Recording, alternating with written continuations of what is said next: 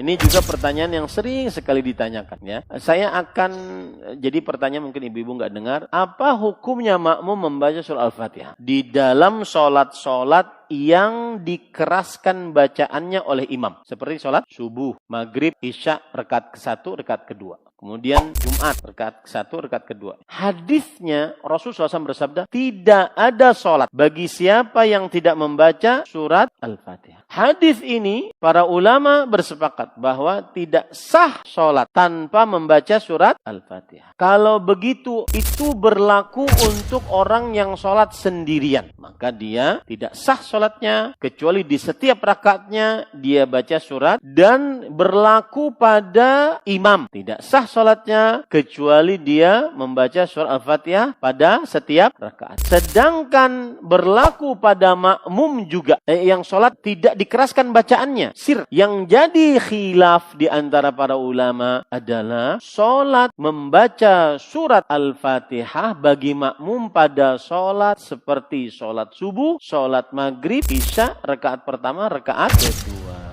Ada yang mengatakan bahwa wajib membaca surat Al-Fatihah bagi makmum pada sholat-sholat yang imam mengeraskan bacaannya. Wajib. Dan ini pendapat jumhur. Kenapa? Berdasarkan keumuman hadis awal tadi. Tidak ada sholat bagi siapa yang tidak membaca surat Al-Fatihah. Dan ini hadis umum. Tidak ada pembatasannya. Oh, kalau makmum imamnya suara keras, tidak baca. Belum ada begitu kata pendapat yang pendapat pertama ini nanti di antara mereka khilaf sendiri. Apa khilafnya? Kapan bacanya? Ada yang mengatakan ketika di tengah-tengah ayat. Misalkan imam baca Alhamdulillahi Rabbil Alamin. Dia baca Alhamdulillah Rabbil Alamin. Ada lagi yang mengatakan membacanya saat ghairil maghdubi alaihim waladdallin. Kemudian amin, kemudian dia baca Al-Fatihah. Tentunya dua keadaan ini tidak menyamankan. Di antara ayat imam atau baca setelah aminnya imam. Pendapat yang kedua bahwa makmum tidak membaca. Apa dalilnya? Allah Subhanahu wa taala berfirman, jika dibacakan Al-Qur'an, dengarkan dengan seksama agar kalian diberi rahmat. Imam Ahmad mengatakan, sepakat para ulama, ayat ini adalah saat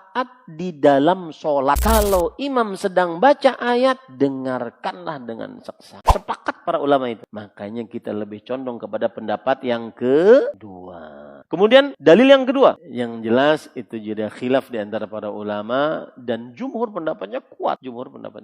Cuma tadi yang saya agak memberatkan, kapan bacanya? Itu ya.